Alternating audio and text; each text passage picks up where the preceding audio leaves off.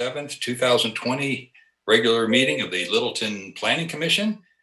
This will be our second virtual meeting, so welcome all. Colleen, moderator, take over. Good evening, commissioners, staff, citizens, and guests. I'm Colleen Norton, City Clerk, and I'll be the moderator for this evening's virtual meeting of the Planning Commission. We are streaming this meeting on Cable Channel 8, Facebook, and on our website, littletongov.org. As always, citizen participation is encouraged during public comment and public hearings.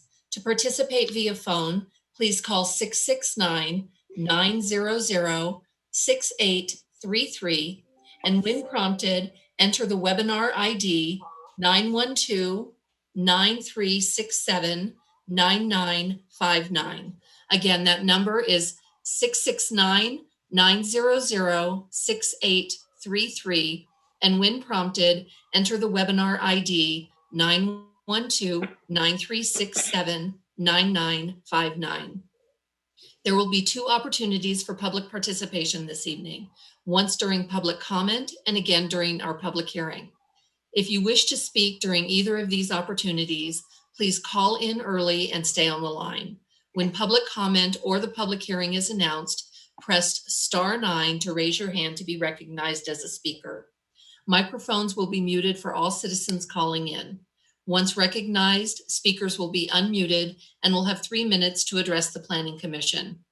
The City Clerk will announce when you have 30 seconds remaining, and again when your time is up.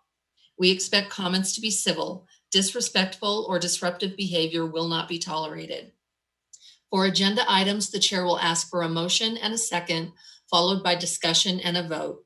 Votes on agenda items will be made using a thumbs up for yes and a thumbs down for no. The clerk will call each vote with all ayes and nays.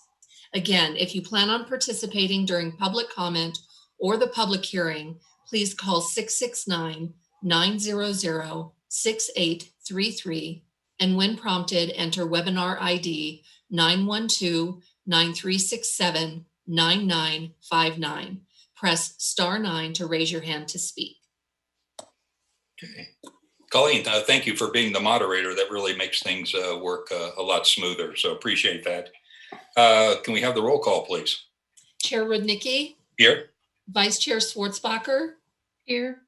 Commissioner Almond? Oh. Sherry, you're muted. Commissioner Bolt? Here. Commissioner Coronado? Here. Commissioner Miller? Here. Commissioner Murzaghi? Here. Commissioner Reynolds? Here. Commissioner Stallman? Okay, we do have a quorum. Next up is the approval of the agenda. You all have the agenda. Are there any additions to the agenda or changes? Seeing none, we'll move on to approval of our minutes from April 13th, 2020. Do we have a motion?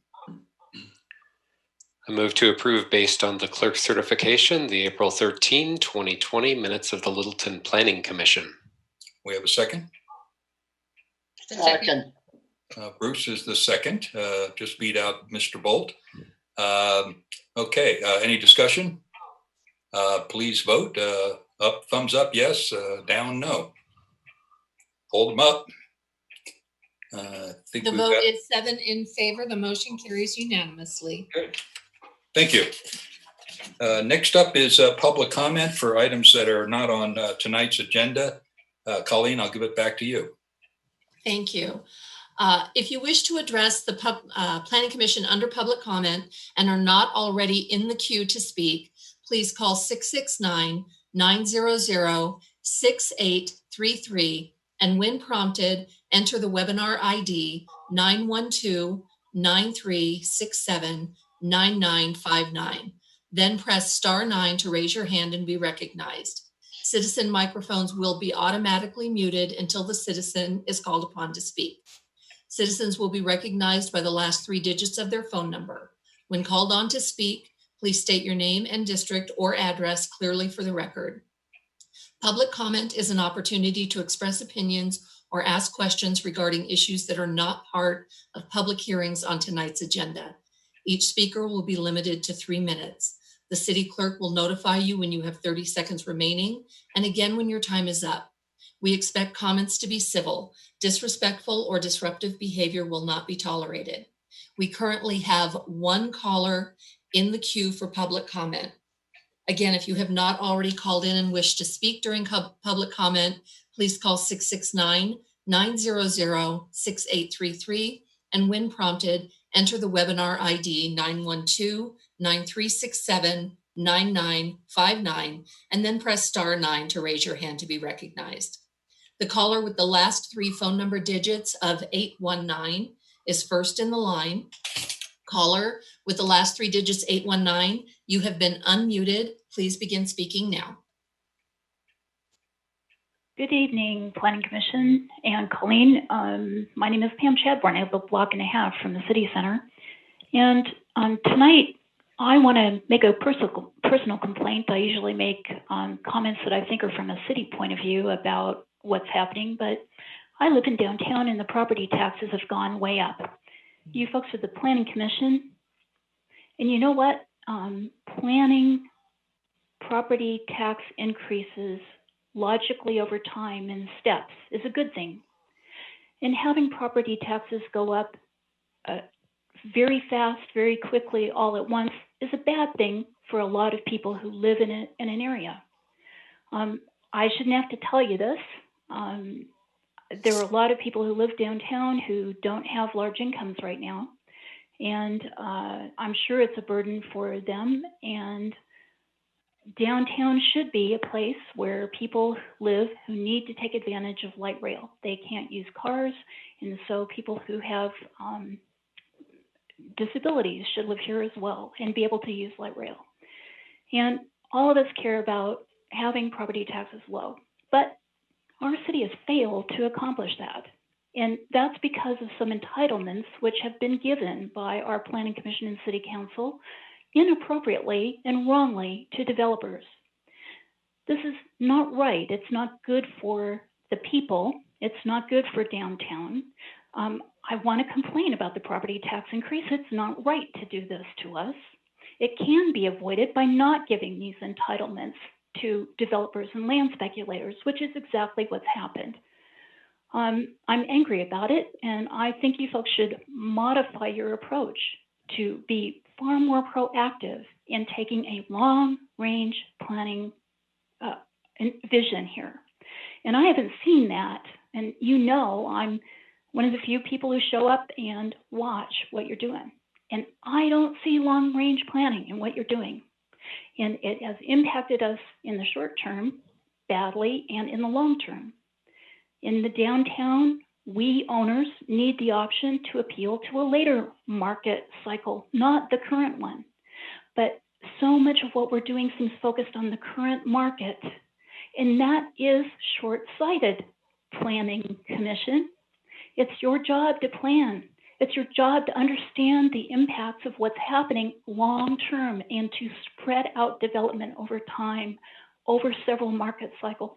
It's not good for downtown. It's not good for the people. It's not good for the emerging community to have this kind of change all at once. So thank you for listening to my complaint. I want you to think about the long term more than you have been and show it in what is coming forward. Thanks very much for your consideration. Thank you. Colleen, is there any other callers? Chair, there are no other callers in the queue. Okay. So we'll move on to general business, which there's none. So the next up is our public hearing. Colleen, take over again. Citizens wishing to speak during this public hearing, please call 669-900-6833, and when prompted, enter the webinar ID 912-9367-9959. Once on the line, please press *9 to raise your hand to be recognized. Speakers will have 3 minutes to address the commission on this topic after the staff presentation. Okay. We have one public hearing this evening. It's PC Resolution 04-2020, approving various amendments to Downtown Littleton Design Standards, Chapter 1.0, 2.0, 3.0, and the glossary of definitions, as well as updating the boundary map. So could we please have a staff presentation?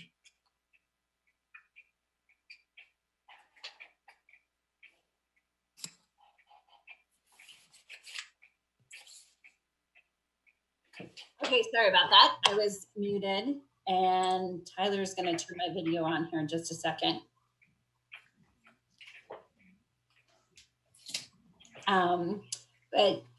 Good evening, Planning Commissioners. We are here tonight to discuss our downtown Littleton design standard changes. And again, this is phase one.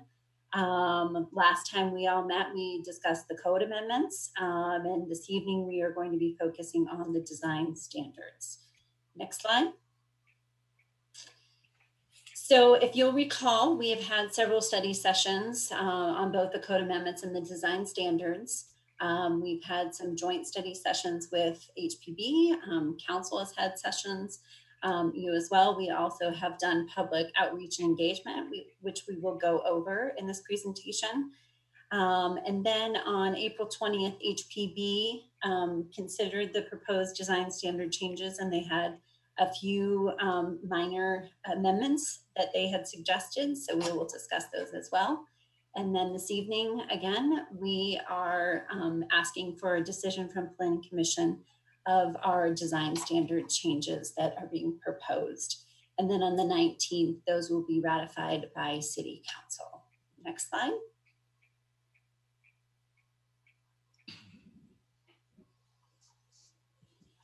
As you recall, these design standards will apply to the downtown boundary that have been set by the downtown design standards already. Part of the changes that we will make is updating this map. This map that you see before you is correct, but the one that is in our current design standards is not. So we will update that as part of these updates. Next slide. So the considerations before you this evening, the first one is in regards to facade requirements. Then we have pedestrian access and amenities. This has to do with porches. The prohibition of slot homes, and if you'll recall, that was a point in several of the study sessions that we had, was what to do about slot homes. So we actually had added a straight out prohibition of slot homes. Then next, talking about utility box locations, roof pitch, which we have received some public comment on, and I believe that is a part of your packets this evening.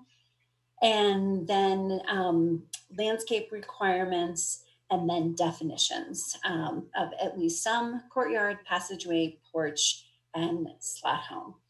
So that is what we're going to discuss. I'm going to turn it over to Michael now, and he's going to go through each one of these standards. And we ask, as we have in other virtual meetings that we've had, that if you guys can hold your questions and just write what your questions are, and let Mike and I run through the whole presentation, and then we'll take the questions at the end, okay? That's a given. Go ahead. Excellent. All right, Mike, take it away. Thank you, Jen. Good evening, members of the Planning Commission. My name is Mike Sutherland. I'll just go through some of the details of the information you have in your packet. You do have the blue line amendments, which are the actual amendments to the design standards. You've got an Excel table showing the summary of those changes. And we'll just kind of run through the changes quickly. First is the primary facade has to be oriented parallel to the street and occupy at least 50% of the front lot line. I will say most of these requirements were sort of designed to change the fundamental design of slot homes. So once we put these all together, council gave us direction to prohibit slot homes altogether. However, these changes still are good changes for the character of the downtown neighborhood. This being one, slot homes in particular were long and narrow and sort of occupied, sometimes the alleyway between the homes could occupy most of the frontage of the lot. And so we put this together to change that dynamic. Then we did have some issue with front entrances being located in some rare instances. One would be on the front facade, and another front-facing entrance would be 30 feet behind it. The proposed standard says that required access, front access, has to be within 6 feet of the primary facade. We started out with a 10-foot requirement, and in our study sessions, we were given direction to reduce this to 6 feet. So that is what we have done. This is the main point of the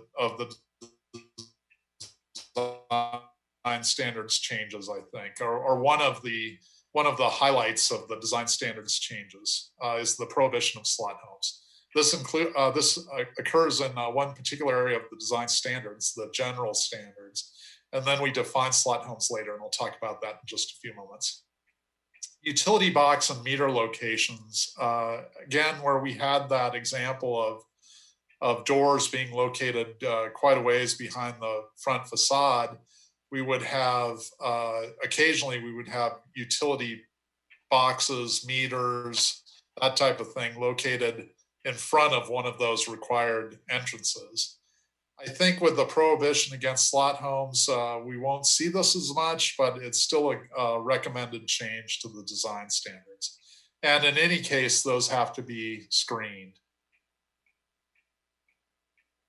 One of the other significant changes that is proposed, and you've received some comments about this, is the suggested change to roof pitch in the northwest residential area. Here on the map on the left, I have the northwest residential area highlighted in yellow.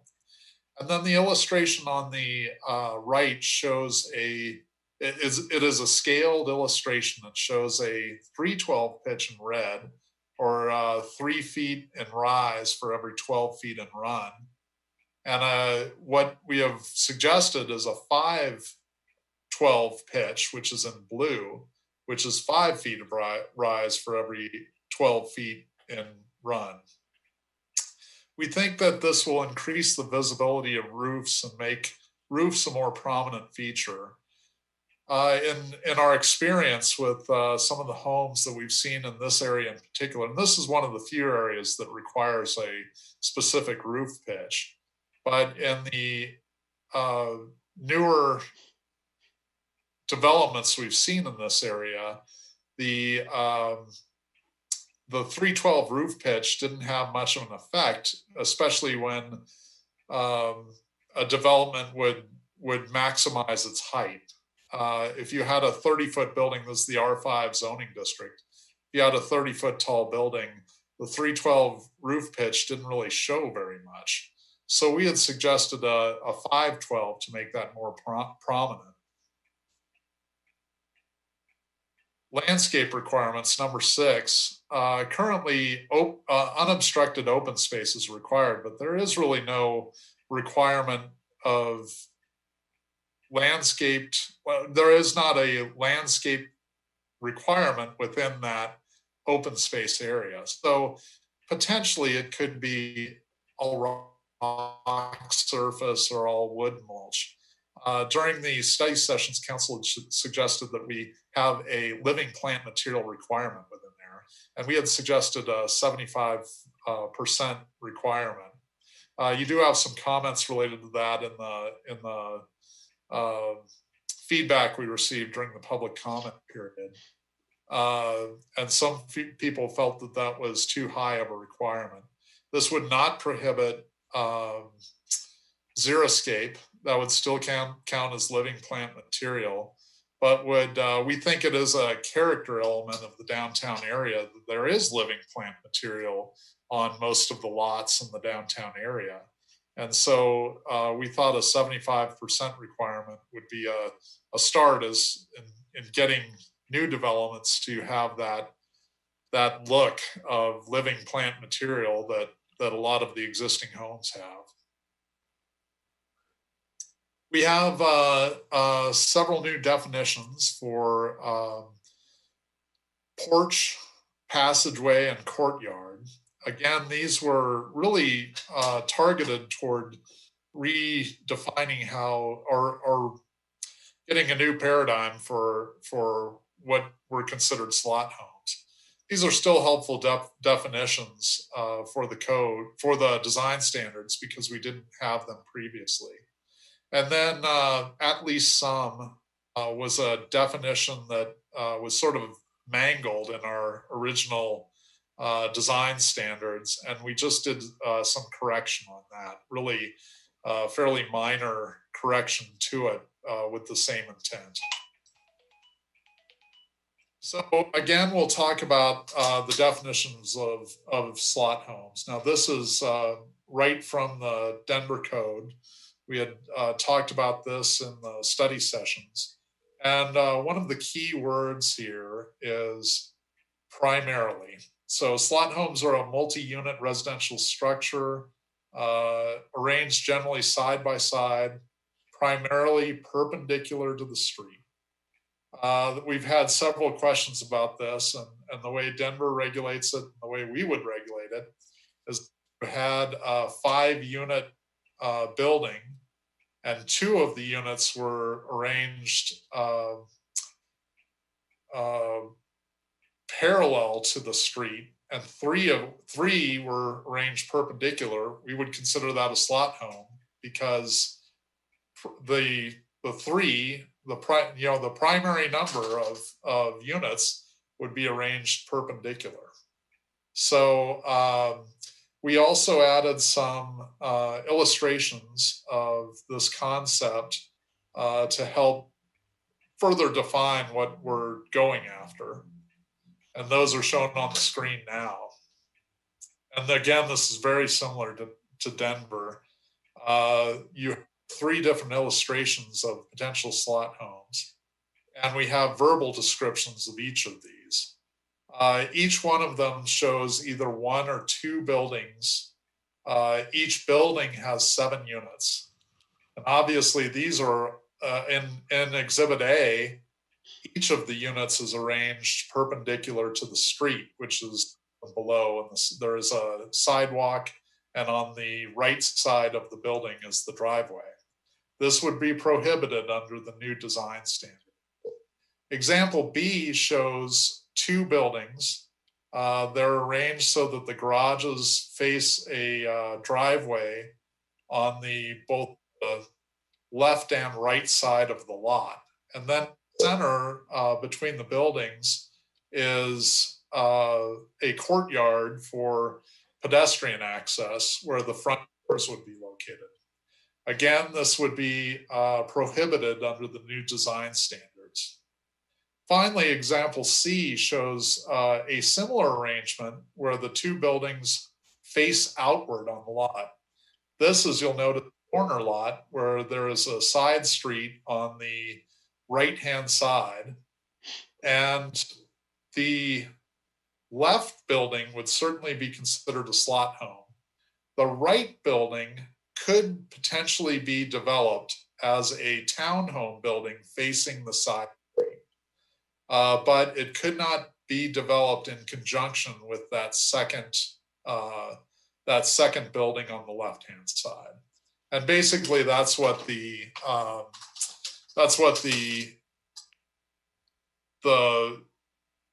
language that goes with each illustration states. And I'll turn it back over to Jen. Sorry, had to unmute. So our staff recommendation is for approval of the resolution before you this evening with all the proposed changes that Mike just went over in detail.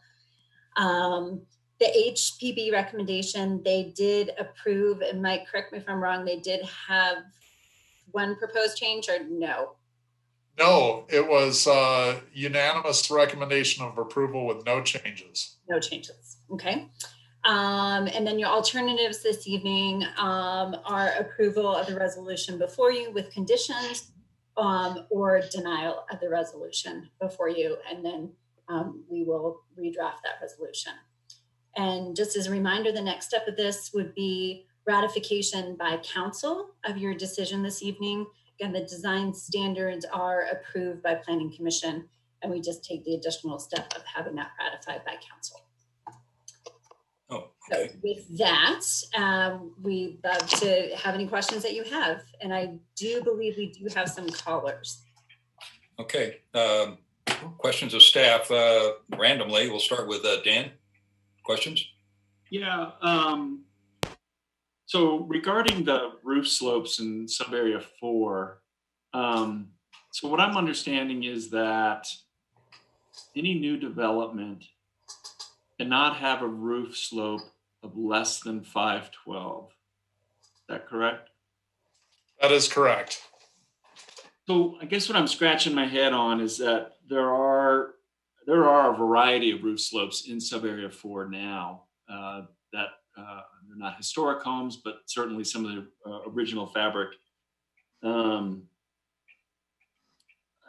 guess, I mean, there's porches and there's add-ons that have 312 pitches. And so I guess I'm just wondering if that is going to create more of a homogenized, future development if everything is 512. And I guess did you look at any other language that may have permitted a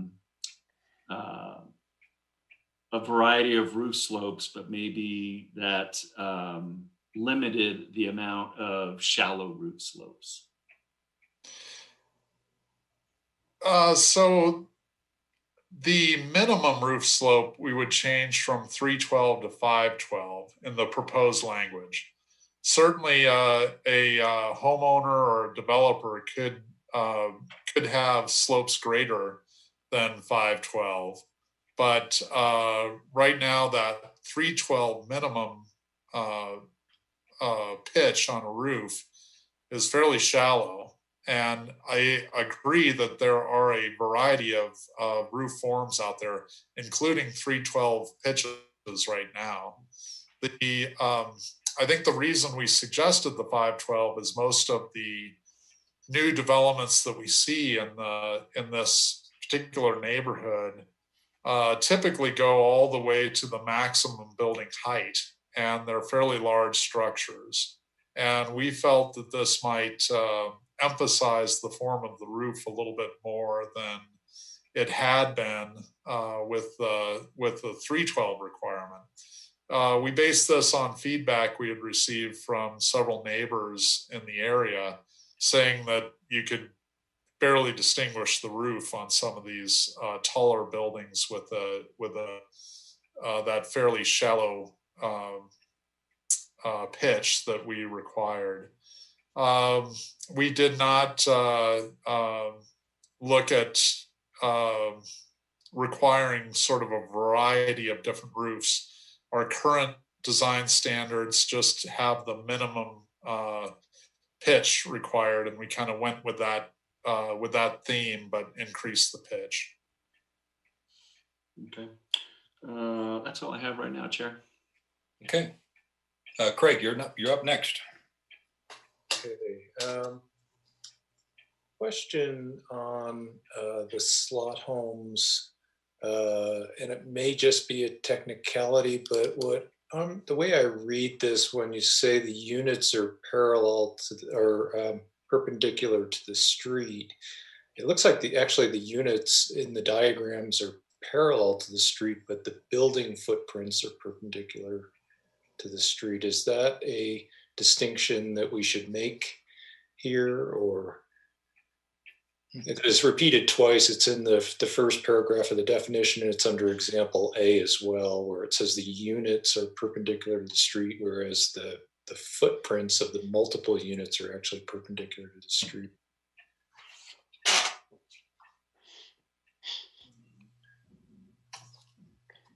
reminds me of David's catch on the construction hours 2 weeks ago. Right. I think that's a good catch. We took that right from the Denver language, but that's. I told you, don't use Denver as the guiding light. Yeah, I know. I think it is generally arranged parallel to the street, where front door and the rear entrance, which is typically the garage, are parallel to the street face. So your presentation to council could make that change? Yes, we certainly could. Okay. Yes, we certainly will. So, Craig, are you thinking it'd be dwelling units arranged generally side by side and whose total footprint is primarily perpendicular? Right. You could do it that way. Yeah. So the way it's described, the unit is describing actually a cluster of units. Right. Yeah, we can clean that up. Okay.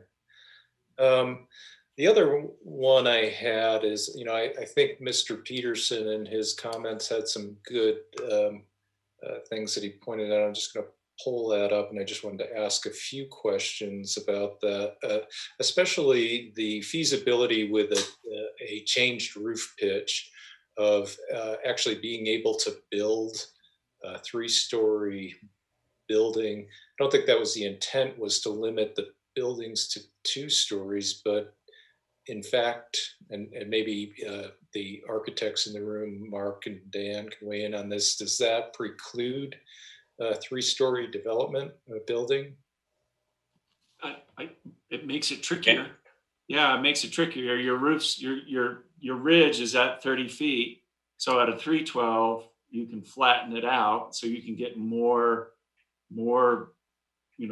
floors. In a 512, it's going to push it down, so you're going to get less. You have shorter floor to floor. Okay. For me, I do a lot of pop tops in Denver, and I'll come up with the walls and then do my angle, try to make it nice and steep. But when I get close to the top, I'll do a little flat area, so the roof line kind of looks like that. And I talked to Mike beforehand, and you said that would probably be fine. You can get 3 stories to work with a 512 roof pitch. You have some finish area that's underneath a sloping roof line. You could also do some dormers. You just have to be a little more creative. You can do a 3-story structure with a 512 pitch. Okay, that answers my question. I think that the biggest thing was, I'm sorry, but the biggest thing is what Mike mentioned is the 3-story structures with, you get 3 stories of wall just coming straight up, and you got this little, roof, 312 roof pitch on top that nobody can see. It's almost worthless. Might as well just make the roof flat. Okay, well, that's all the questions I had for Mike and Jennifer. Thank you. Okay, David? I'm here. I just have a couple of questions. I think I had some questions on the roof, but I think those are pretty well answered. I had a question on the landscaping regarding xeriscaping as well. I know we can't require people to have grass, but it seems like this proposal won't require that. It just requires living material like bushes or some plant material, which is fine. The other thing was the slot. There was a point on the where it was. I think it was in the definition. Sorry, someone's ringing my doorbell. Where it's number 6. Let me just see if I can find it. But it's basically says that the entrance needs to have direct access to the street or within 6 feet. And I'm wondering if that allows, because if I look at the number 2, there's a picture there that shows an entrance on the front. and then presumably entrances on the side. And it says that's prohibited, but it sounds like from the definition that I saw, and I was kind of looking at one of these slides, it says that the entrance needs to be within 6 feet of the front. Where is that? Oh yeah, it's at the bottom of number 1 there. It says shall have direct access and on the primary facade or within 6 feet of the primary facade.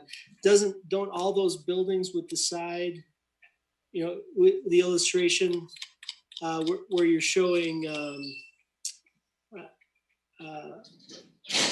the buildings primarily pointed to the sides, one of those entrances is within 6 feet. So is that the whole definition, or is there a further explanation that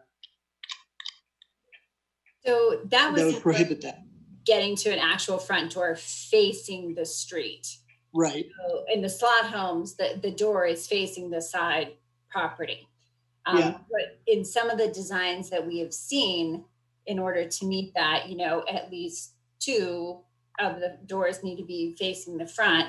We have seen one right on the sidewalk, and then one you basically have to make a very long sidewalk back 30 feet. Yeah. And then there's your second front door. So we're basically making to avoid this interpretation, saying you have to have at least 2 doors that are facing the street, and those 2 doors need to be within 6 feet of each other.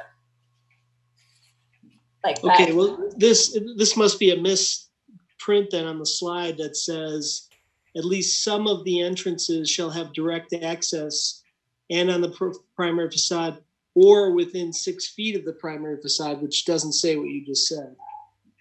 Let's see if I can find it in the... Mike, can you go back to the definition on the PowerPoint? Let's see, I do have, let's see. I'm looking for the definition in the code here that you highlighted. So the proposed standard, we're saying you can have the 2 doors on the primary facade to meet the requirement, or another way you can meet the only other way you can meet the requirement is you can have one on the primary facade and then one that's no more than 6 feet behind the front primary facade plane. Okay, so if we go back to that slide. With the utility boxes, that slide? The one before that, number 2, the one that has the number 2 on it with the picture. It shows, I'm trying to scroll through this thing. It shows a picture on the left, of that slot home. It looks like there's an entrance on the primary facade, and there's probably another one within 6 feet of the primary facade, and then maybe several more. You see that door that's on the front? Right. Is that an entrance? Well, so the X is an entrance. The X is for the slot home, correct? That's what the X stands for. Yeah, this visual doesn't have anything to do with the number 1 definition. And we think that the prohibition, we think prohibition against slot homes will, by and large, take care of this problem. Yeah. I understand. Okay, I guess I misread that. I was thinking that was referring to no. No, this was us just demonstrating we had added the prohibition of slot homes in the design standards. Okay, good. That answers my question then. Sorry for that confusion. Yeah, that's all I got. Thanks. Okay. Behzad?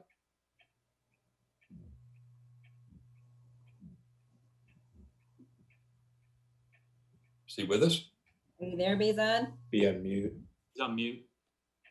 I know, it takes a minute to try to find it. Yeah, it takes a little bit. Can you hear me now? Yes. Okay, I had several questions, and I think some of these may be explained in past during the study session and so forth. But it seems to me the slot home concern is the entrances more than what the footprint is facing. Basically, the way I look at this, you like to see majority of the entrance to the units facing the streets. Is that correct?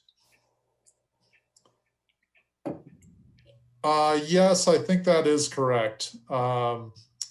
We did originally have at least 2 doors in a multifamily building had to face the street.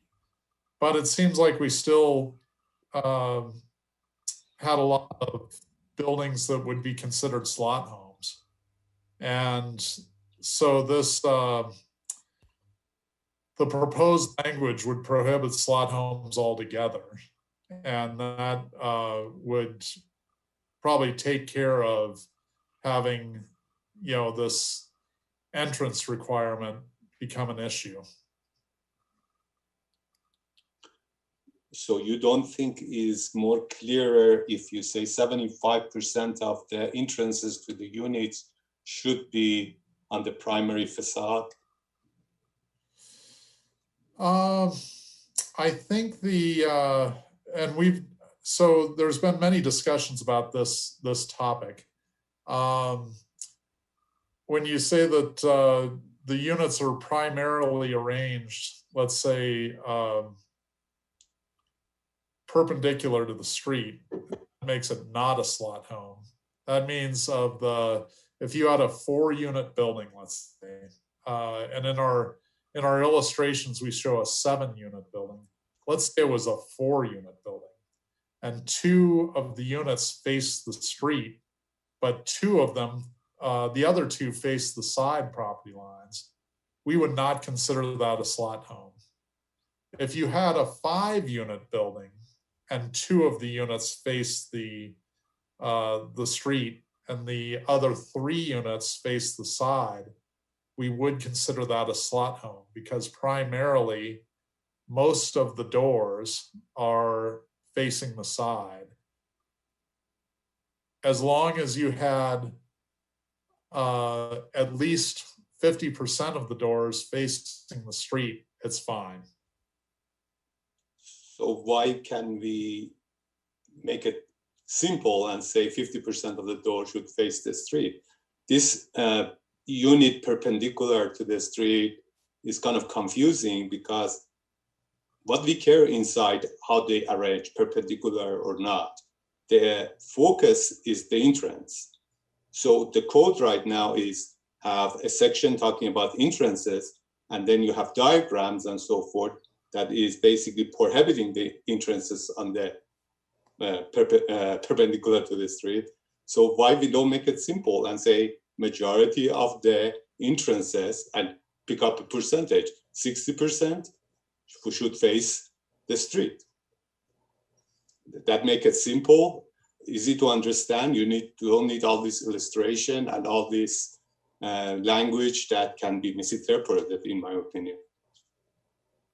So it's just, again, coming to this new, that's the observation that I have that I think you should consider.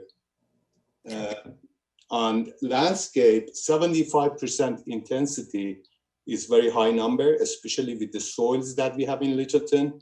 So even if you go to zero escaping, swelling soil, expansive soil, or collapsible soil, you applying a lot of water to that. So it's kind of cause some issues. I think that's a high number, 75% intensity. Right now, I drove through downtown this morning and I counted the existing home, how much plants they have. You are lucky if they have 2 trees or 3 trees up front, and that's not 75%. So are we setting a goal that is hard to achieve, is not environmentally supportive, and also causing soil and foundation problems? So again, I think that 75% is too high. I'm going to jump in here, because if you read the 75%, that does not include coverage of buildings, structures, parking areas, service areas, walks, bikeways, plazas, I assume patios. It's the remaining after all of that's taken out. So it's not 75% of the entire open space. It's just the 75% of what's little is left over. Is that correct? That is correct. I guess there's a few things I need to respond to. So with the clarification of the definition of slot homes and the number of entrances on the street, Yes. we could certainly revise that language, but we'd probably have to, if a majority of the commissioners felt that the language was unclear, we could either continue the meeting or try and develop some language that was clear, but that might be difficult to do in tonight's format. With the landscaping, as Chairman Rudnicki noted, it's the leftover space, and we certainly would not prohibit would be considered living materials. So those could certainly be used in place of sod or other plant materials that require quite a bit of water. The other point I'd like to make with that is that we probably consider with landscape material, typically you would plant a planting at an early stage and then it grows. And we would work with the applicants to have that that coverage reflect probably half the growth of the expected growth of the plant, particular plant. For example, Russian sage is planted at kind of a small stage, and then it grows very large. So we would count the coverage of that where you'd expect that to grow as part of the living material coverage. So I think 75% could be achievable in that way. And I think that 75% living material could be done in a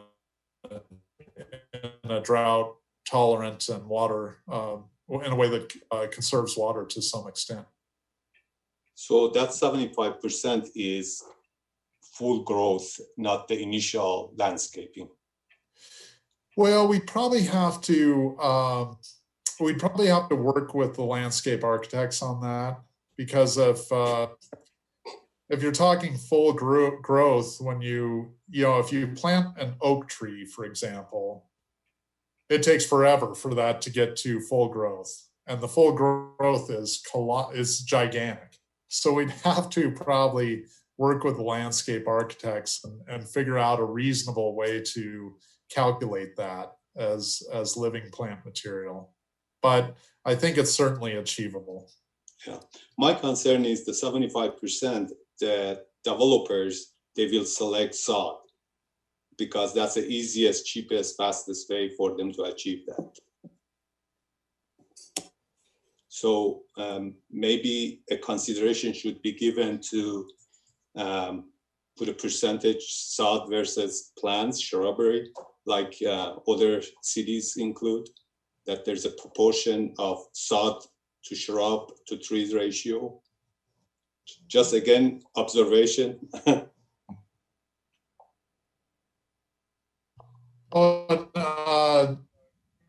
Response on that, we would expect that they would do probably if you had landscape areas that abutted the building, you would see a rockscape or a sidewalk abut a building so that you wouldn't be watering near the foundation. I would expect that.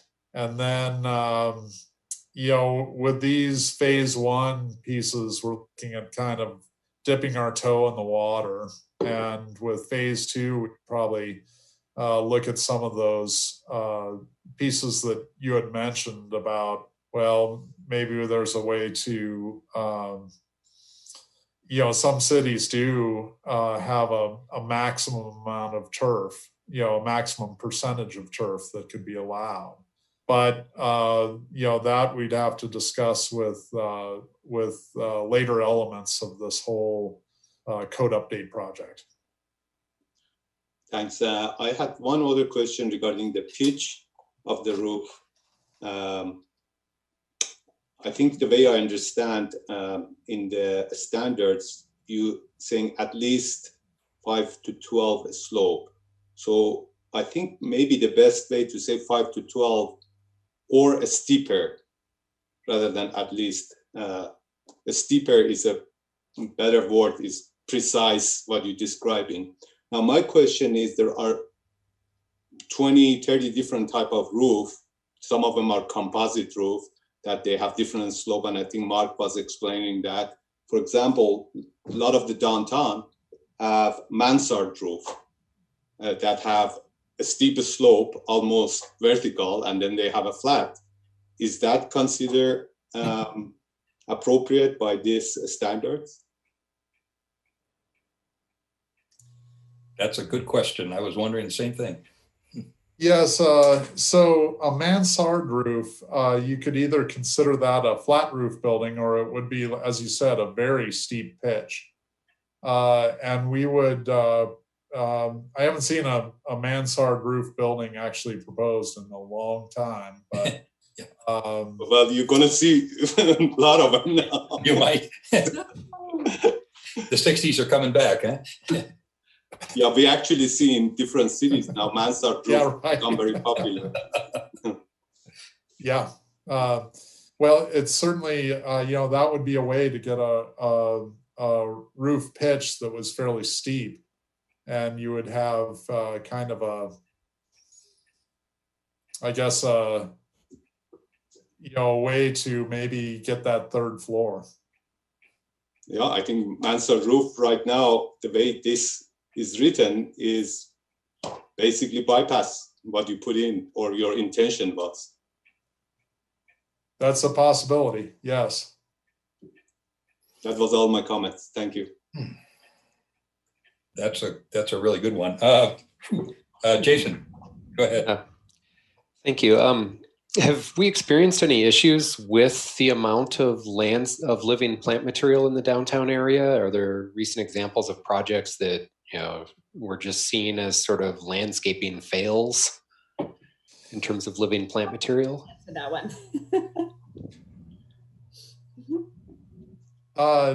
Jen, were you going to answer that?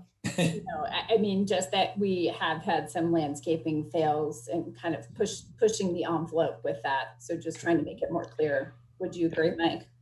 Yeah. And I don't have a ton of questions. Mike was very considerate, granting me some time today to chat with him with some clarification. So I really appreciate that. So I actually had mansard roof ? And one of the reasons I had that was I just did a bike ride through the neighborhood before this meeting and observed 5500 South Curtis, a lovely home built in 1909, mansard roof with a relatively flat top.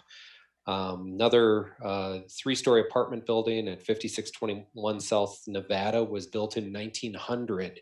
So some of the historical character of this area has flatter roofs, as one of the observations I had. Now, definitely there are many of the cottage style buildings with steeper roofs, but flatter roofs are a presence in that area of downtown. And I earlier today on a different project for work, we got a question from somebody asking about what amount of artificial turf might be permitted in unincorporated Arapahoe County. And so doing some research, Aurora puts a limit on artificial or non-living ground cover or at 50% of the landscaping, I think, to kind of encourage that potential mix and acknowledging that, as Behzad pointed out, that water usage is a really important thing in this climate. So I think that's all I had. Thank you. Okay, thanks. Sherry? Most of the comments I've had or questions have been addressed. I did have concerns as well about the roof pitch because, I did wonder about if with that limitation, the anyone's ability, or if their ability to achieve 3 stories would be impeded by that. And I believe too that there are a lot of different slopes or roofs in that area from what I've seen. So I just had concerns about that limitation with the roof pitch as proposed. And I just wrote down on the mansard roof, as that example too. A lot of times, that part of that roof is also a story of the house. So it's the top story of the home as well as the roof. So I don't know what kind of negotiations could be approached around that. So anyway, I do have some concerns about changing the roof pitch or maybe just making it somewhere that it can't be less than 312 or something. I don't know. That one still concerns me. I don't have an answer for that. The landscaping, I agree. I think we would like to encourage, of course, xeriscape or low water usage plants. However, the way that's written, I agree with Bazad that could be construed as it is cheap, easy to throw sod in, so not having any percentage of actual plant materials. I'm not sure if grass is considered a plant material or if it is, in fact, sod. I could ask Craig, who's on here, I suppose. But anyway, that is a concern as well, because that is an easy way to meet that. Is just throw sod on it. So couple skimpy trees, you got it, right? So anyway, those are my concerns. Okay. Thank Bruce? you. Thanks. Yeah, I appreciate it. Essentially, I'm sort of been fighting an unstable internet connection, so I didn't catch all of the presentation that Mike and Jennifer gave, but I think the questions that have been asked certainly cover the concerns I had. Mike, I wanted to go back to the roof pitch again one more time. We're talking sub area 4, and per a review of Google Earth this afternoon, it does seem as if, yes, there are a handful of smaller buildings with some pitched roofs, but for the most part, it seems that if the design standards are intended to honor the historic character, if you will, of the neighborhood that we're talking about, and there aren't, an awful lot of 512 pitches, and we're using that to basically perhaps impede third story construction. Tell me how you're balancing those out, or give us some more color or flavor in terms of how, if 312 is maybe somewhat maybe more consistent with the character of the historic character or flavor of that neighborhood versus the intent to use 512 to potentially not allow development that's out of character. What were the conversations staff was having in this regard, and maybe review just again for me, because I was having a hard time hearing it just because of the internet connection, which seems to have settled down. How you guys settled on 512 again? Thanks, Commissioner Stallman. So as you know, in that particular sub area or the northwest residential portion of the downtown neighborhood, you've got a variety of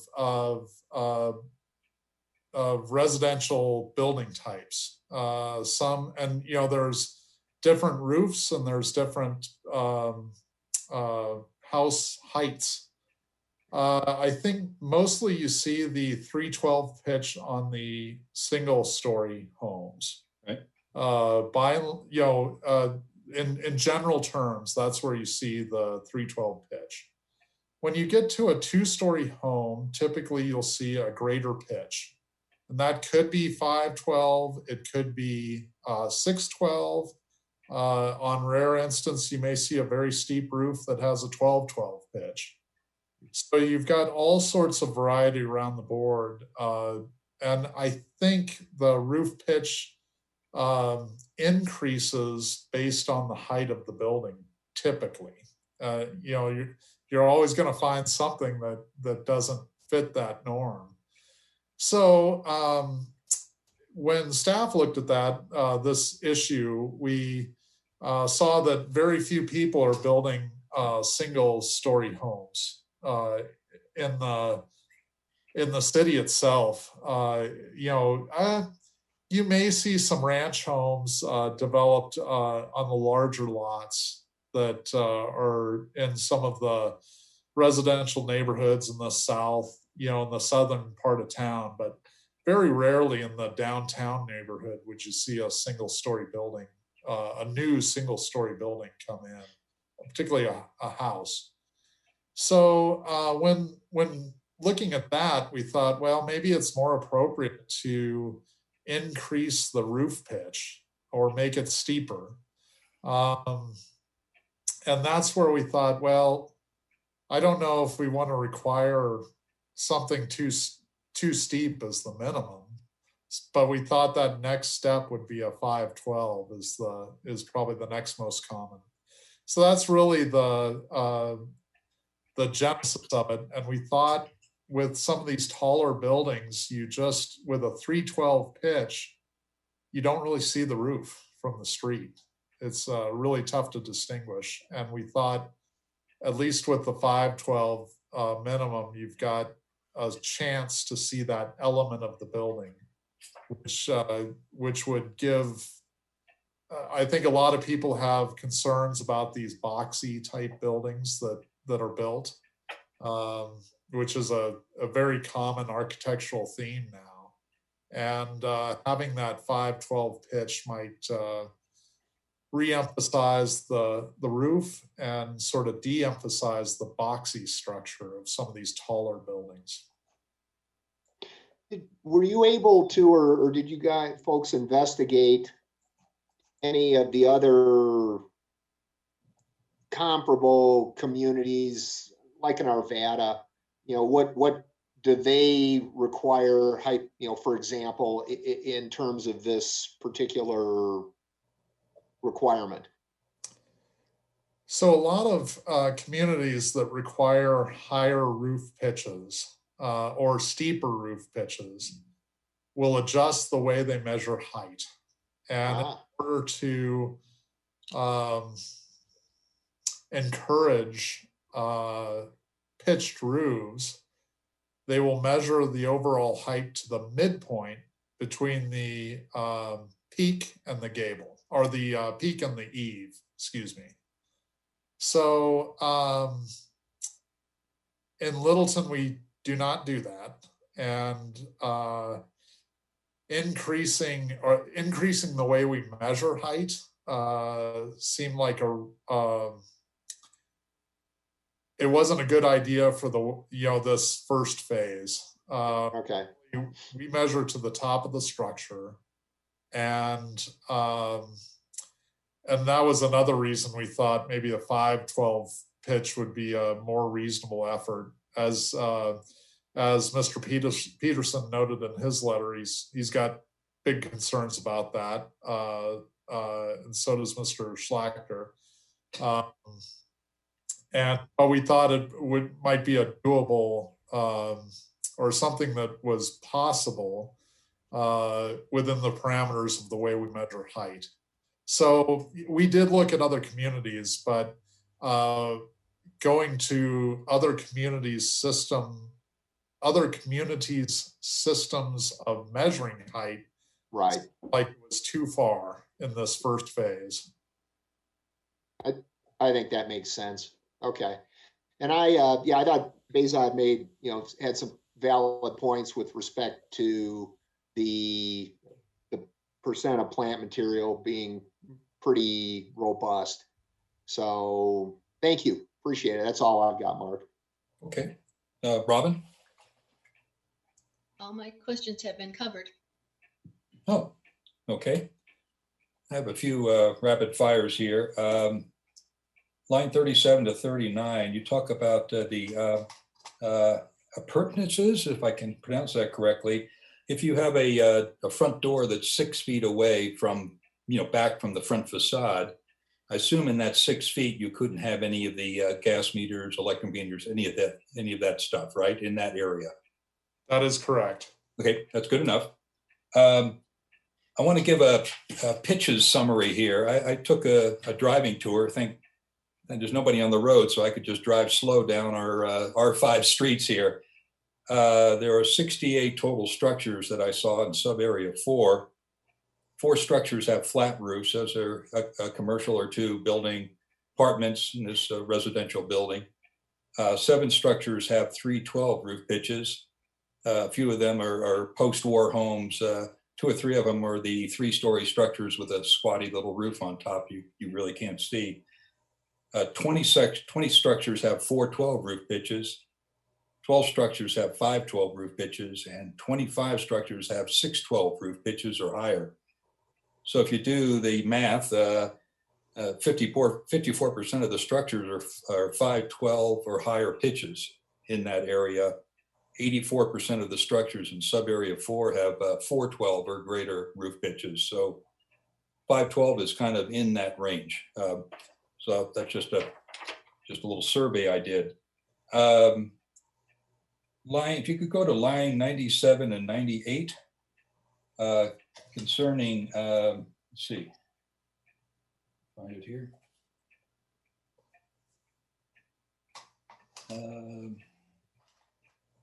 Down at the bottom, you say this example for C, this example may be inverted, so each unit faces the side lot line. This type of design is prohibited as it is or may be inverted. What do you mean by the word may be inverted? The last. So that. Could you go to the examples? Would be prohibited, whether it is as shown or as inverted, it would be prohibited. Oh, okay.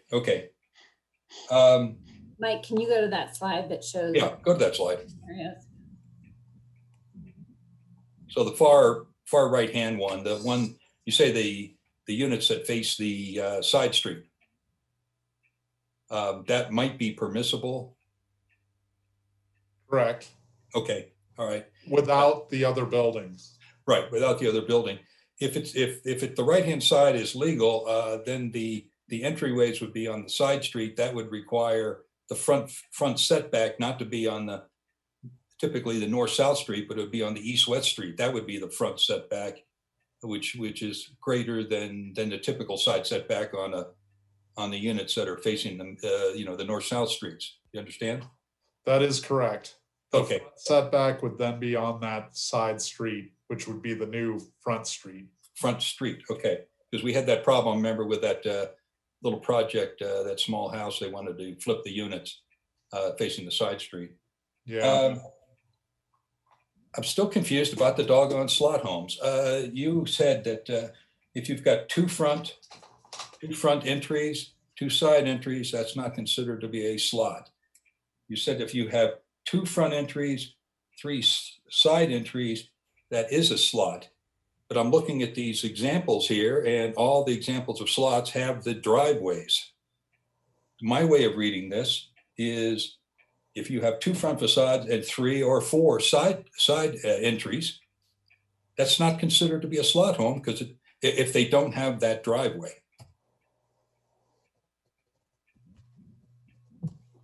I mean, there's 3 examples. The 3 examples of slots. The example I mentioned has no center driveway or side driveways. Mike, me.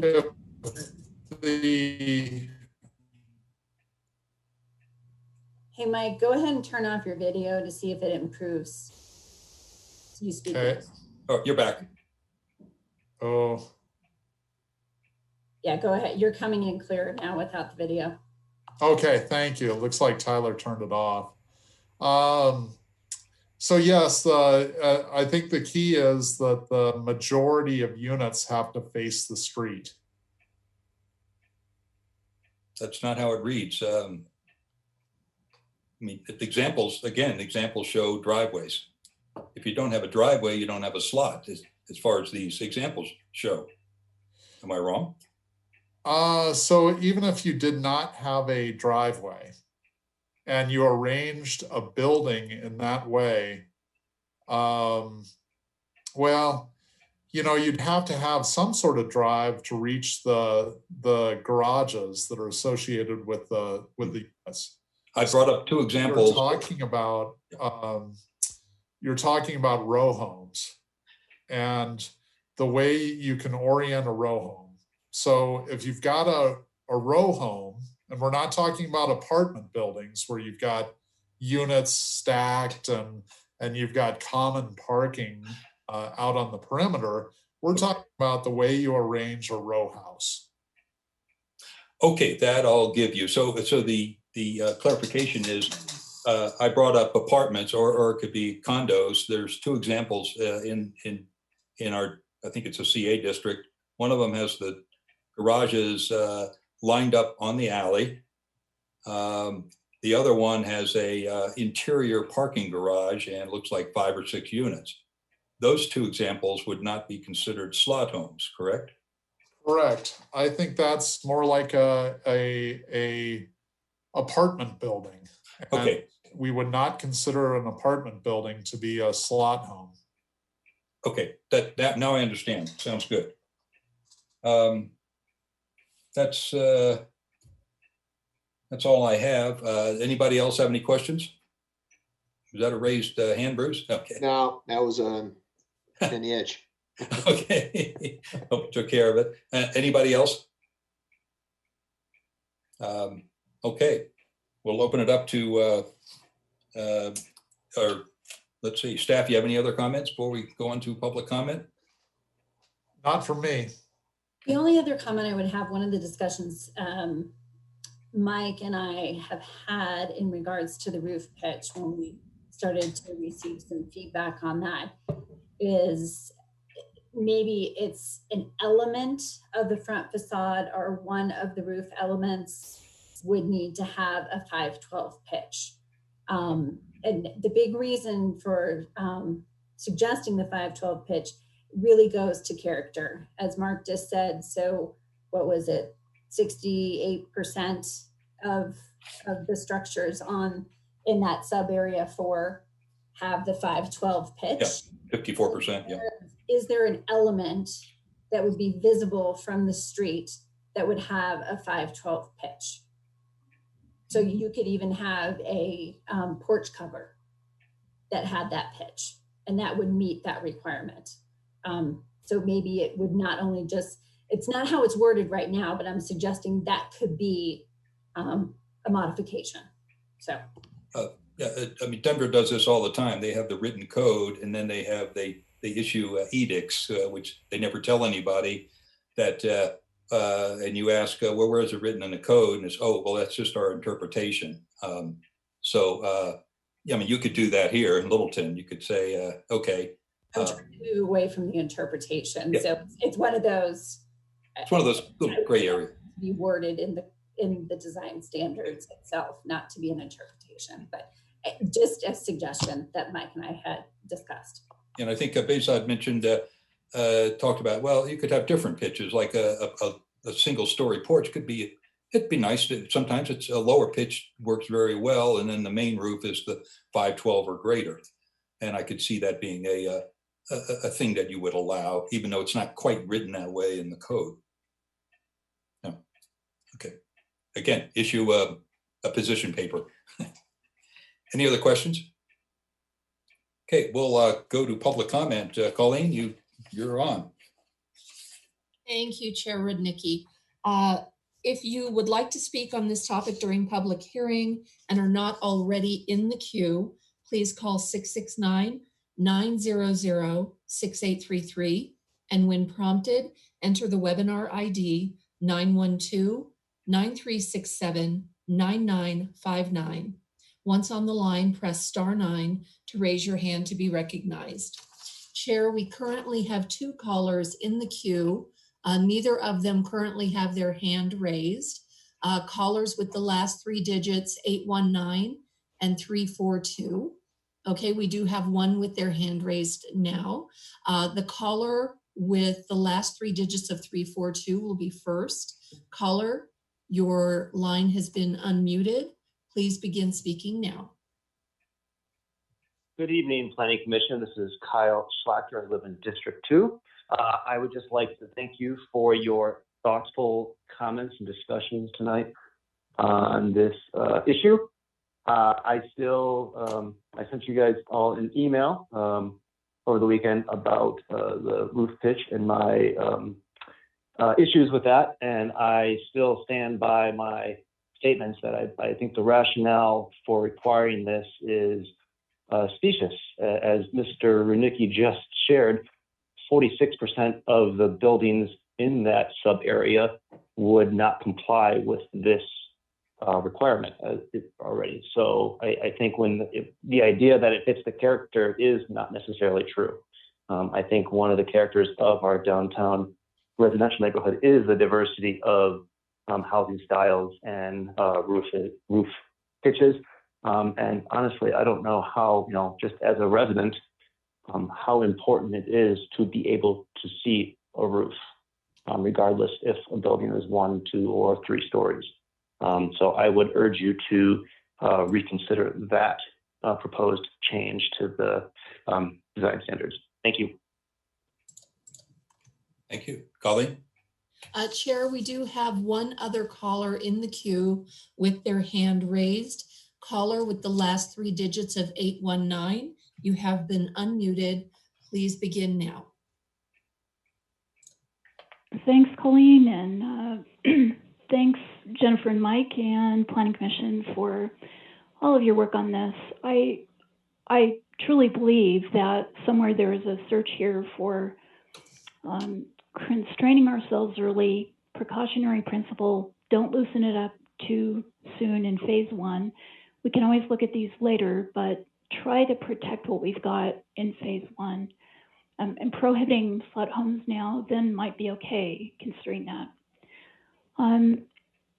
But I want to mention we should leave something for future market cycles, and to change what we're doing now too much for this market is not a good thing for the city. And there's too much residential now.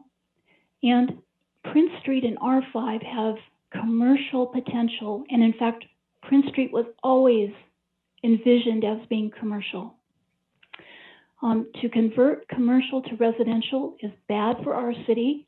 Our city gets sales taxes from commercial property, and it does not get that from residential. In fact, residential adds to our expenses. The property taxes, no matter how high they are, will never pay for the cost of police and fire and drainage in schools, et cetera, et cetera. So please keep this bigger picture in mind, which I think it is not there right now. So I'm disappointed that there are not strongly positive changes in this, like energy efficiency requirements. There are 20 years until 2050, and by 2050, the world should get to net zero carbon consumption. These structures would only be 30 years old. They need to be energy efficient. A thing about roof pitch is, do they allow solar panels? Do they shade other properties from getting solar access? That is a right, not a privilege. The city should assure that right for future owners, considering the energy climate that's coming up. The city should look at prohibiting the combination of lots. And I've heard staff say that there's no height limit on CA. That's false. The FARs combined with the lot sizes create a height limit. We need to know what that is. We need to look at access to light rail by low income or disabled persons and assure that residences for those folks exist near light rail. 30 seconds. The resolution claims that there's no financial impact to the city, but that's false. The commercial conversion to residential costs us, and that's bad, and it's for a long time, decades. So for the facade, we used to have porches. Let me jump to roof pitch. Thank you, Chair Rudnicki, for doing the survey. The mansard roofs, 2 of them do not make a character. They do not create a presence. The mansard roof, I think, might have been a refit. It doesn't belong here. And well, and one more thing, landscape material. We need landscape to be energy efficient and to create a cooler atmosphere downtown. Dense environments are too hot. Thank you, Pam. By the way, the CA height restriction is 40 feet max. It's not unlimited in CA. Are there any other callers? Chair, there are no other callers at this time. Okay, so we'll close the public hearing at public speaking portion at 7:50. Do we have a motion and a second?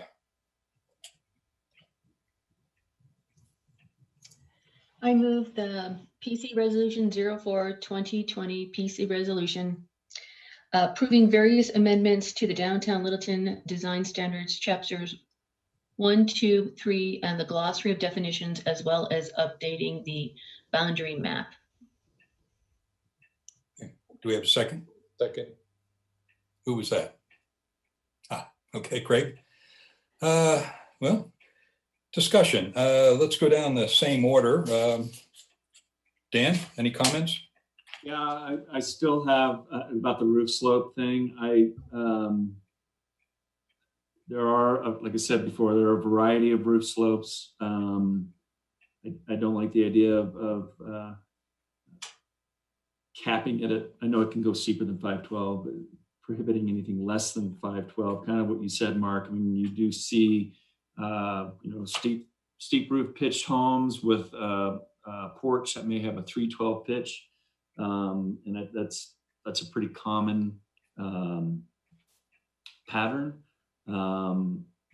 So I mean, I guess I'd be in support of, I don't know if there's staff can work on language that would say that maybe the primary roof form has to be 512 or greater, but secondary roof forms, add-ons, porches could be 312 or no less than 312. Okay.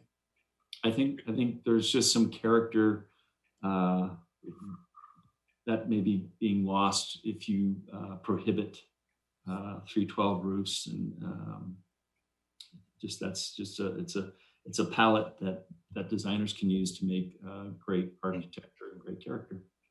I could see you crafting an amendment to that effect. You might be thinking about it. Okay. Craig? Yes, regarding the roof pitches, I don't feel strongly either way. I really don't. I'm not compelled to see the reason to change it from 3 to 12, but I'll reserve my judgment till we vote on that. I would like to, as the landscape architect on the commission, address the landscape requirement. I believe the 75% living materials is a good addition to this. I'm thinking about it in two different ways. One is right now, the way that the standards read, I'm looking at it here. It says all areas not covered by building structures, walks, etc., shall be landscaped. So that could be interpreted as 100%, right? Also, if pre-development conditions existed here or it was a natural landscape, unless you're above 12,000 feet, you're mostly going to have living materials covering 100% or the vast majority of the site. I do hear the argument that a developer who's looking to keep his costs down is going to sod it and irrigate it, and that's not the most environmentally responsible thing. But I would argue that 75% coverage, there should be some tweaking on the verbiage here to talk about that mature landscape coverage. Maybe it's 10 years, maybe it's 15 years, and that it's used with the discretion of, there's some discretion on the planning side so that it can be work to enhance the neighborhood so that it's landscaped in such a way that it's not just sod door to door, and that there's something that encourages a low water use landscape. So I'd like to work on some amended language for that. Okay. That's all the comments I have. We might have a few amendments tonight. David? Ditto what Craig said. Thank you for your brevity. Yeah, I have the same. I basically have the same comments. I'm a little bit torn on the roof line. I like to see steeper roofs. I don't know how you really enforce that, and given the current character of the downtown area is almost half of that type. I don't want to see. I guess I'm in the same thought that I don't want to see walls and flat roofs everywhere, but I think variety is good, and limiting to 312, and maybe there's a way to say, maybe if Dan crafts an amendment, we could have something that is, you know, I don't even know how you would word that, having a variety of roof lines with a minimum of 312, encouraging steeper roofs. But then you've got, you know, like I've never been a fan of that mansard roof where you've got a steep side and then a flat or a low pitch on the top. I just don't think it looks good. I mean, it's great. It was popular one time, and it's historic, I suppose. But anyway, so on from that, the landscaping, I really do think there needs to, I like the idea of having 75% coverage, but I think there does need to be some sort of language on maturity. An example was used about Russian sage. I have Russian sage in my backyard. It dies back every year. So I go from 100% coverage. I mean, it's voracious. It grows everywhere, but then in the wintertime, it just dies back to nothing. Then it comes right back again. But in the springtime, then I don't have 75% coverage because all that Russian sage is gone for a bit. So yeah, I think, and then, you know, when you have a new property or you're redoing your landscaping, you're going to have a lot less coverage than that eventually growing into 75% or 100% maybe. You know, if you refer to like the canopy of an oak tree versus what goes in the ground, I mean, there's a lot of different definitions there that you could point to that you could include or exclude from 75%. There's a lot of interpretation there, I guess. So I guess, and I felt a little bit like Emily Latella on the slot home comment, but so I understand where the facade requirement comes from. So I think that's a good addition. And Emily Latella, by the way, was the Gilda Radner's SNL character that said, "Never mind," after misunderstanding everything she heard. So that's it for me. I think that's enough. So can we say never mind your comments there, David? Yeah, well, just the one about the side. Okay. You can take it or leave it, you know, however you like. Bezat? Yeah, I think that I agreed with Dan regarding the roof pitch. I think we need to 312 that was existed before. I think there from what I heard, there's no justification to change it at this point, especially if we're talking about phase 1, phase 2, phase 3. So unless the language is more clearer and basically we talk about main building, addition to the building, garages, sheds, dormers, and so forth, that language needs to be cleaned up, in my opinion.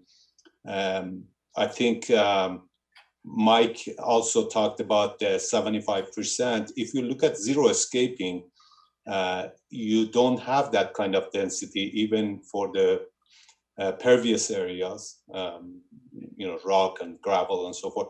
And I encourage that zero escaping or low water consumption be added to design standard. This is a design standard, so we should encourage that by bringing it into the standard. I think the slot house definition is very, very complex, and I don't think the language really clarify different version that we verbally discuss. So that area need to be strengthened either by amendment or changing the definition a little bit better. That was all. Thank you. Jason? Thank you. Yeah.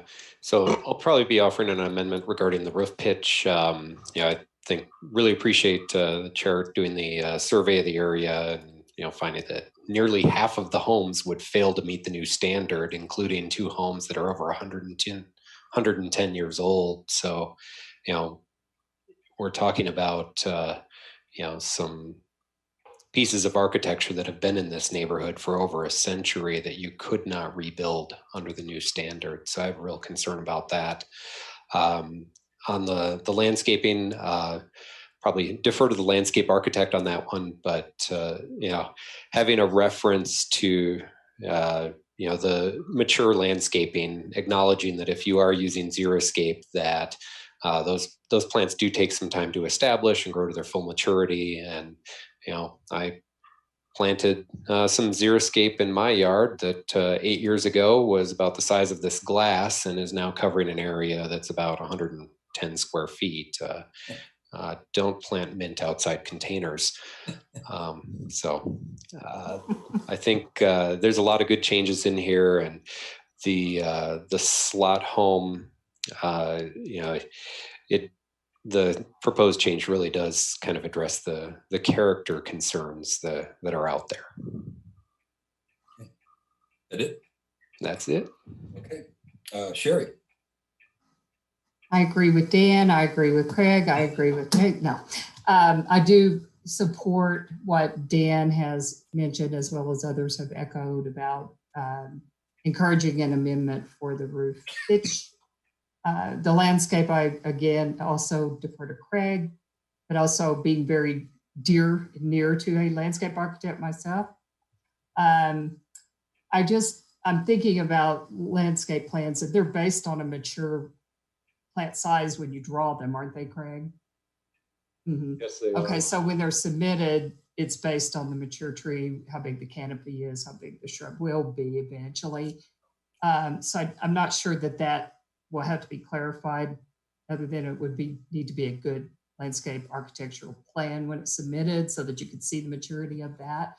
I also encourage somehow through that amendment, some low water usage plants, as well as maybe a limitation on the amount of sod or combination thereof. And that's it. Thank you. Thanks. Rob? Well, I want to thank you, Mark, for doing your analysis. I found that very enlightening. You have a community that is the majority is already at 512 or above. Frankly, I am fine with the way it is written, but I do like Dan's suggestion of the secondary roofs having potential for the 312 or so. And as for the landscaping, thank you, Craig, for your analysis. 75%, and I had a friend who had xeriscape, and it was a beautiful yard that was very covered, would meet that criteria. I don't see that as something that would be a problem from the observations I've had of other xeriscapes. I am fine with the 75%, though I do like the idea of what Craig was suggesting.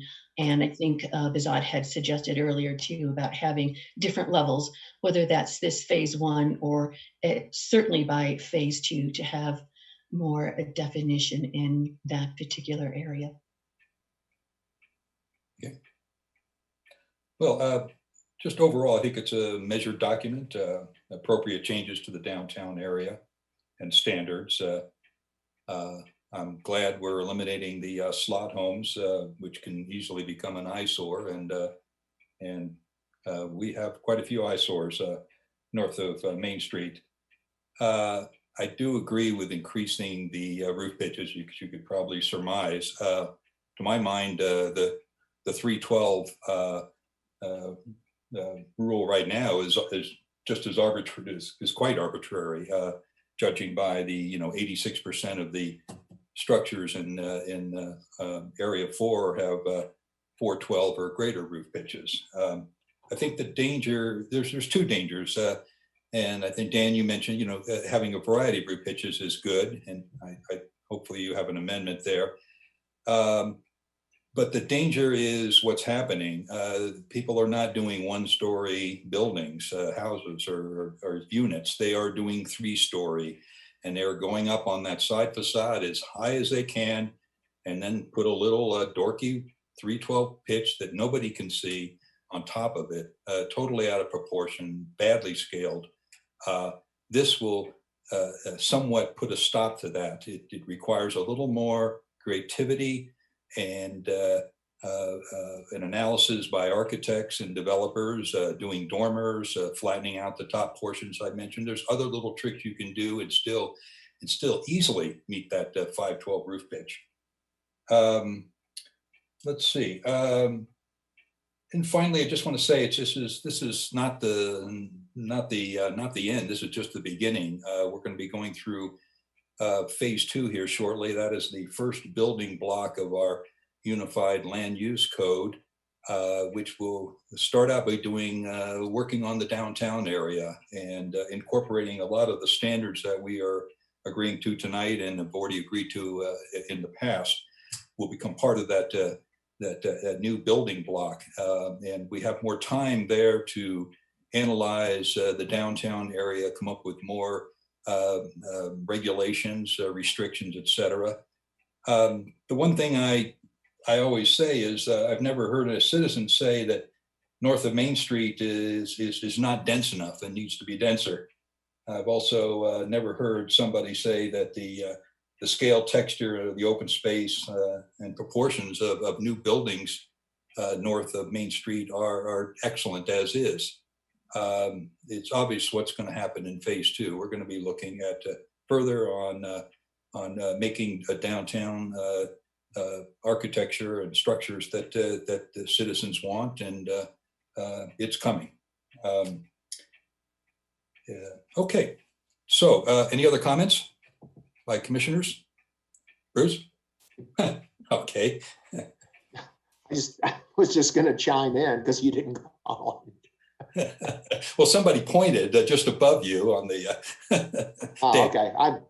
I'm not sure what the Hollywood Squares layout is here. Dan is the center. Who was the center square? Yeah. What was his name? Kids. What's the matter with kids? Paul Lind. Paul Lind. Paul Lind, that's what it was. Yeah. No, I think the comments are all valid. I'm keen to hear Dan or Jason's amendment, and I think, again, to the extent we're talking predominantly here about sub-area 4, I mean, yes, Mark, you're exactly correct that as we get into downtown or closer on to the Main Street, then we'll have an opportunity to consider additional information appropriately. But as a first step, this strikes me as where I think we're going to maybe end up here is a reasonable compromise that does honor the character of that neighborhood or that sub area, in addition to providing guidance or standards for newer structures that would fit better than having something that's where we are today. Let's put it that way. So, and I agree with Sherry. Okay. Any other comments? I thought it was important to make sure someone agreed with you. Oh. Thank you. So, Jason, are you working on an amendment for roof slopes, or did you want to? Sure. I'll pitch an amendment on roof pitch. Unintended. Sorry. And to Chair Rudnicki's point about we're going to be looking at the downtown area in considerably more detail in the future. So I'll keep mine really simple, and if it fails, we can look at something more complicated. So I would move to change line 54 to read hipped roofs with a 312 slope or steeper, which would allow the 312 slope to remain and includes the clarification that Behzad had suggested. And, are we voting on that, or can we discuss that? I would need a second. We need a second. Yeah. We have a I'll second. second it. Okay, Bruce, have a second. Discussion now, go ahead.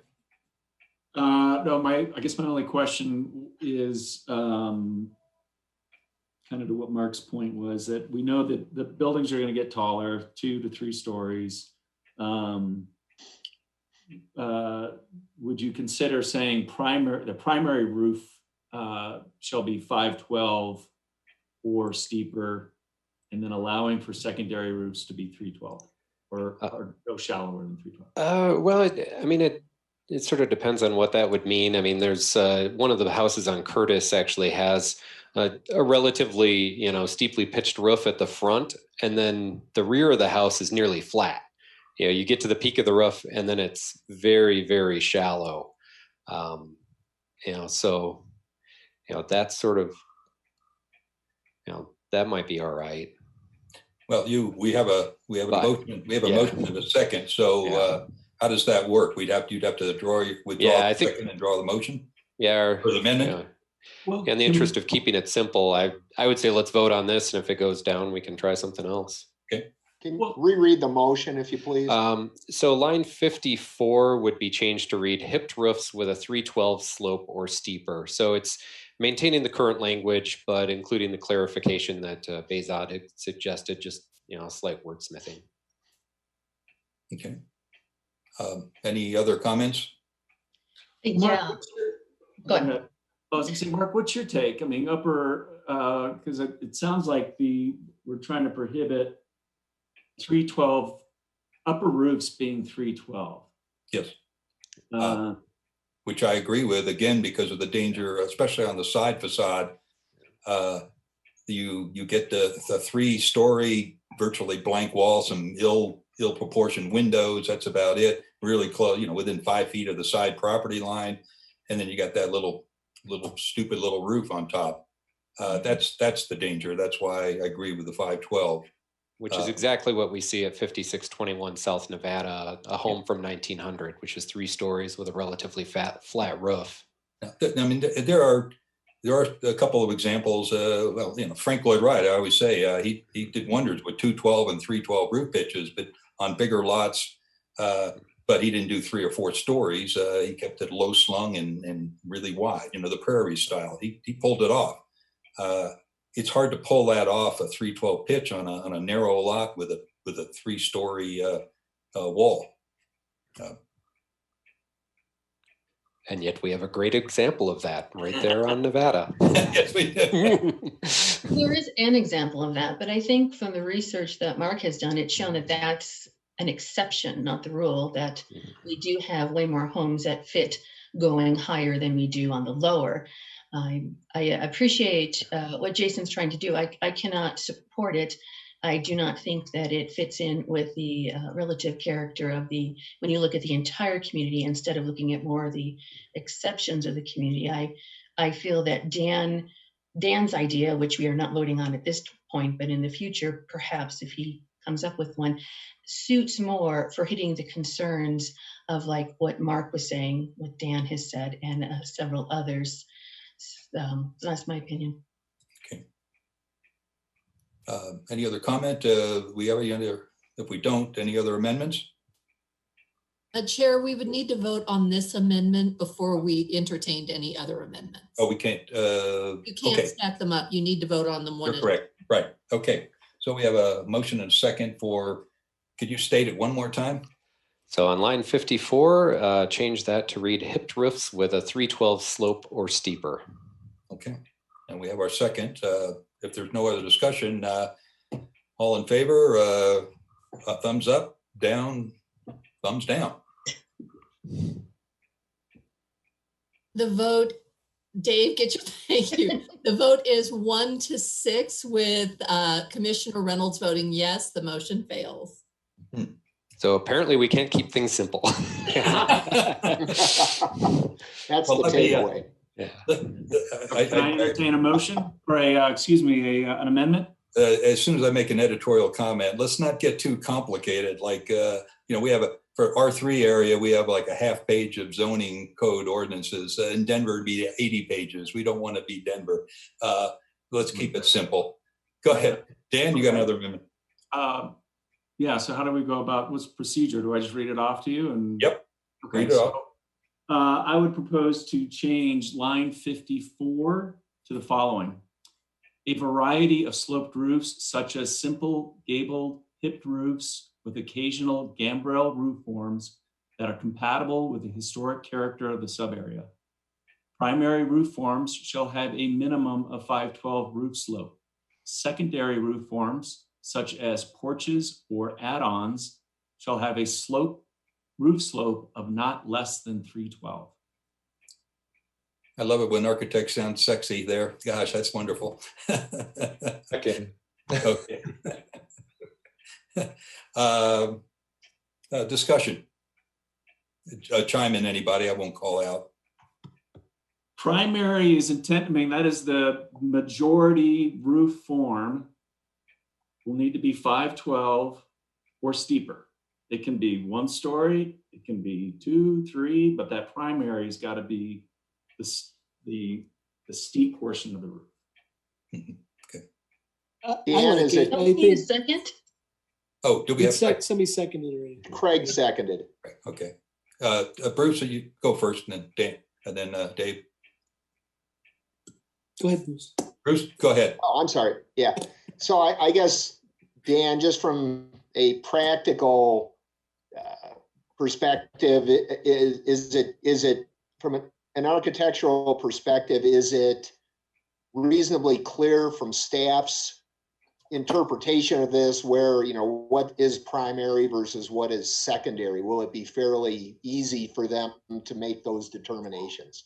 They use primary, like this evening, they talked about the facade. The primary facade has to be 50%. I mean, so it's language that staff can chime in, but that they're familiar with. I mean, it's the majority. Okay, so we're not making it, we're not putting them in a bind in terms of how to interpret. I don't think so. Okay, good. Dave, you have a comment? Yeah, I think it's fairly simple, but it does leave some room for interpretation and flexibility. I think that's important. It does have enough in there to say, this is what we're looking for, but be creative, come up with something interesting, but we want to see some roof. We don't want to just see the wall. Can I say ditto what David said? Another ditto head there. Okay. Sweet. Anyone else? I'm going to have you repeat it. We've got our motion and the amendment motion and the second. Repeat it if you would. Yes, so I would like to replace lines 54 and 55 with the following.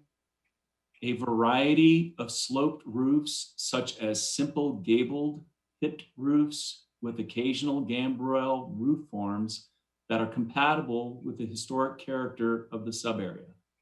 Primary roof forms shall have a minimum of 512 roof slope.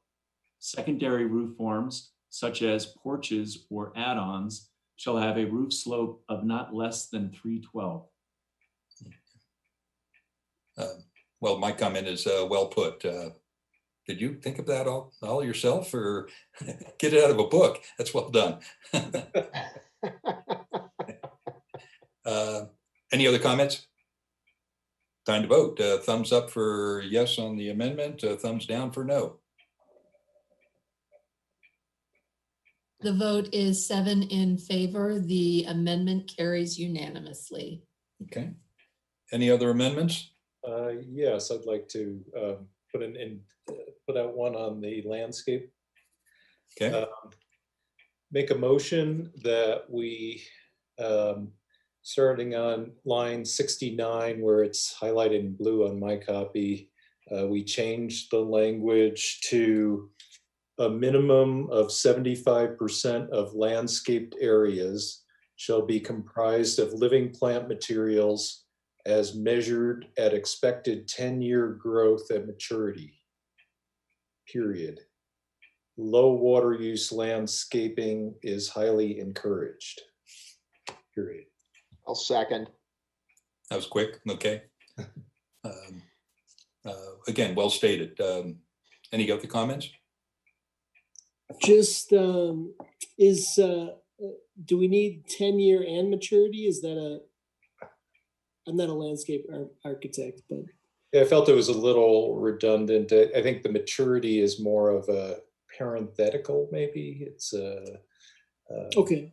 That is a common way of measuring plant materials of maturity, even though many of them live 30, 50, 100 years. Right. Yeah. Okay. The other, yeah, that can be estimated when they're designing it, obviously. correct. And I think that gives staff a tool to measure it with too, because most nurseries also provide 10-year growth rates. Oh, okay. There were some comments about trying to limit the amount of sod that's there. And I think that ultimately is a good goal. I just think it might be premature to, take a stab at that at this point. Any other comments? Seeing none, we have a motion and a second for Amendment 3, let's call it. All those in favor, thumbs up, thumbs down, against? The vote is 7 in favor. The motion to amend carries unanimously. Okay. Any other amendments? Seeing none, we'll go back to the main motion, which had no, conditions. So any other comments about the main motion? Main motion as amended. I don't think it, was it amended? I'm sorry. Yes, both of your amendments passed. So read it it would again, be the main motion as amended. Right. Okay. Thank you, Commissioner Sullivan. No other comments? Thumbs up, thumbs down. The vote is 7 in favor, with David Bolt giving me 2. The amended main motion carries unanimously. Illegal voting, both your votes are canceled. Okay. If you go like that. Okay. I don't think I can even do that. That's like rubbing your belly and patting your head. Yeah. This was a fascinating discussion. Thank you very much for the thoughtfulness. Thank you for the well thought out amendments. Again, this is just the beginning.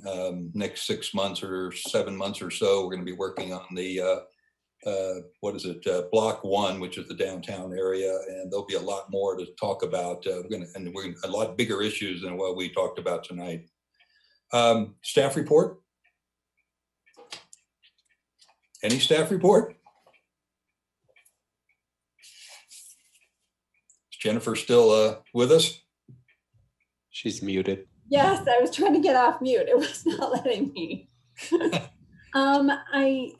Reed has popped on the screen, so I wanted to see if Reed had something to add, but Reed's body keeps disappearing. I'm sorry. No, Dan and I are in the exact same house, actually. I actually have nothing to add. Thank you. Or the set of The Office, one or the other.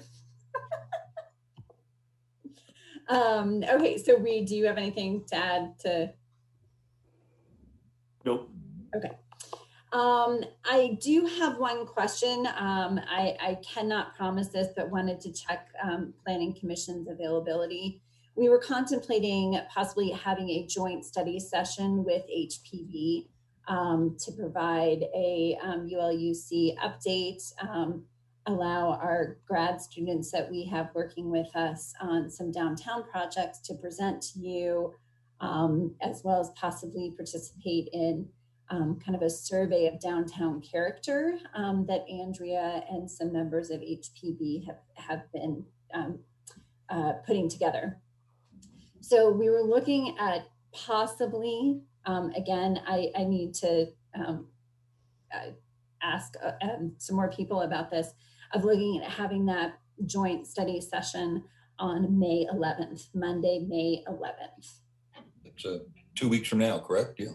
That is correct. And so if I can make this happen, would that work for you? And obviously it would still be in this virtual format. Commissioners, any druthers? That would be normal planning commission night, right? Yeah. Yes. No problem.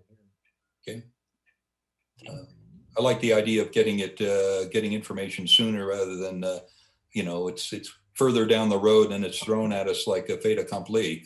So I'd like to get the initial input so we can comment, steer, do this and that. Okay. Okay, so I will look into that happening, and hopefully I will have an answer for you here in the next 2 days. Robin, you got any thoughts on that? Sounds good to me. Pro tem, okay, good. All right. Anything else? Other than that, we have continued to see construction increase.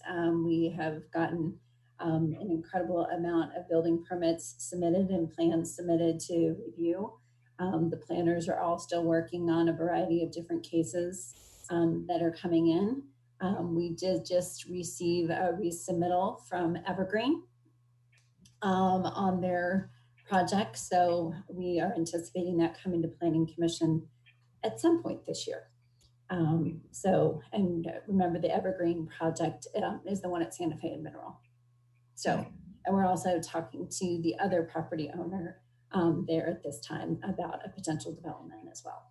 So those are the things that are on our plate right now, and we're trying to do business as normal as whatever our new normal is going to be. So. Commissioner comments? Anyone? Just a few for me. Again, thank you for all your input tonight. This was turning out to be a fun process. I'd prefer to be with you all in the room, but this is not bad. Second, I've been cautioning staff that when we get the Evergreen project, guaranteed 2, probably 3 meetings to get through all the information and public input. It's